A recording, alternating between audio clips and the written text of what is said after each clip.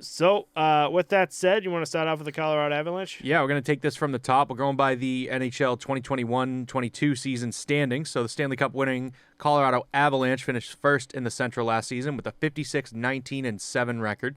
They put up 119 regular season points, first in the West and second in the league. Their head coach is Jared Bednar.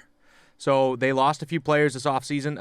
Andrei Burakovsky to the Seattle Kraken, Jack Johnson to the Blackhawks, Nazem Kadri to the Flames, Darcy Kemper to the Capitals, and Nicholas Aube-Kubel to the Maple Leafs.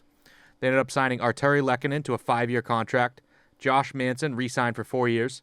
Darren Helm re-signed for a year.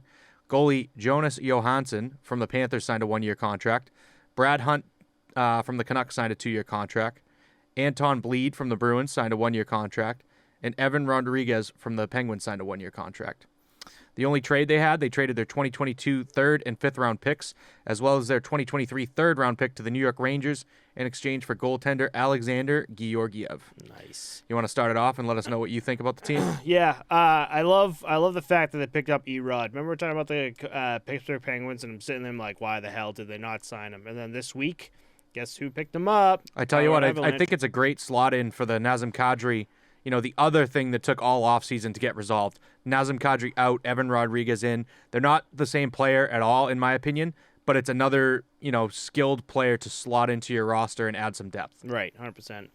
A lot of times when you see teams win the Stanley Cup, a lot of the players fall off. Like, they don't sign them because they're on the last year contract or they get traded a lot.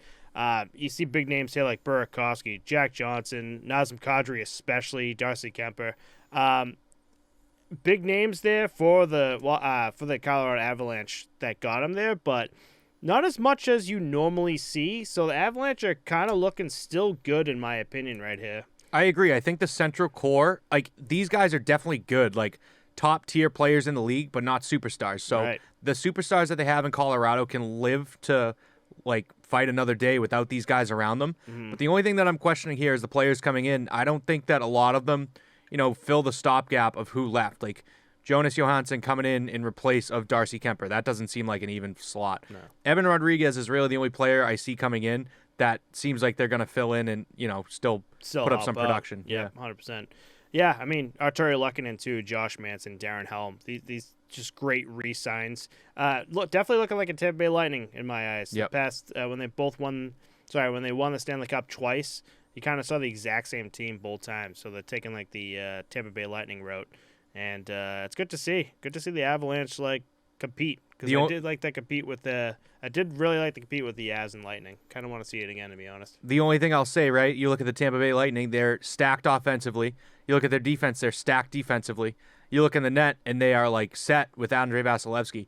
The net is the real only question mark for this Colorado Avalanche team. Mm-hmm. You're really going to have to lean on Pavel Francouz and Alexander Georgiev. Yeah. I mean, It sounds like a really good tandem on paper, but we'll really see how they slot in behind these guys. Yeah, Francouz for sure. I got this from last season. Only played 21 games due to a low body injury, and then a face injury caused by a teammate trying to clear the puck, which ended up hitting him in the face. So you're gonna see this a lot with the Central. Now that I'm picked up with all the injuries here, a lot of these guys are just playing through injuries, and Francouz here. Now that Darcy Kemper's gone, exactly what you just said. It's Georgiev and Francouz, and yeah, they're right. The net tandem is going to look a little iffy here, and I don't know if the Colorado Avalanche can be that non-net needing team like they were last year. I think they can be. Like we said, their star power seems to be able to get the job done. Cale Makar in front, plus 48 on the ice, 5th best in the league, and 1st in the league for defensemen in goals. Right. So I think that he can definitely get the job done on both ends of the ice for this team. Right, exactly. Yeah, I mean, you're looking at the roster here, and it's just it's still just incredible.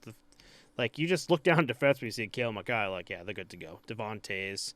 Talking about questionables, Samuel Girard's going to be questionable to the start of the season for anyone who wants to know, but it's just one questionable, and I don't think that's going to matter at all for this Colorado Avalanche team coming in, Yeah, and when I'm going to set up my rankings for the Central Division, I didn't really want to put them first again because I don't see it as a feasible opportunity. But I don't think there's anyone that's really going to knock them down a peg in this division. No. So I just have them back in at their number 1 seed. Yep, same here. Cool. You look at all the teams, and they're just these guys are just not going to move much anyway. Yeah. I mean, we talked about that too after finishing up the Atlantic. We're just like the West is going to be.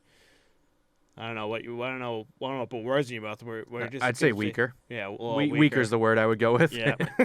I think the East is going to be action packed, and the West is going to be a tier below, in my opinion. Yes. So for everyone, be prepared to see an Avalanche just like the Tampa Bay Lightning, except definitely not like last year's Tampa Bay Lightning. I'm talking about like first in like their division Lightning. You know. We're going to get to it after next week's breakdown because I feel like we want to break down every team and then look at this. But I actually got asked by someone today. You don't have to answer now, but my answer to it, he says, who do you have winning the Stanley Cup? And I said, I can't really answer that right now where I still have another like couple weeks to look at these teams. Right. But I did say for the finals matchup, I could totally see Colorado and Tampa again. Oh, yeah. Like, and I can't think of anyone else that's going to, knock them off. But the only thing that I had, to rebut that statement is as long as you have a playoff ticket, that's all it takes to go to the Stanley Cup Finals. Right. Anyone can get in once you're there. Anyone. So, I don't know. We're gonna do Stanley Cup Finals and Stanley Cup champion talk after the breakdown next week too. We could be completely wrong. These guys could just have like a hangover from the Stanley Cup. Yeah. And just like fall down a bit and be like, yeah. You know, like Abe Kubel. Yeah.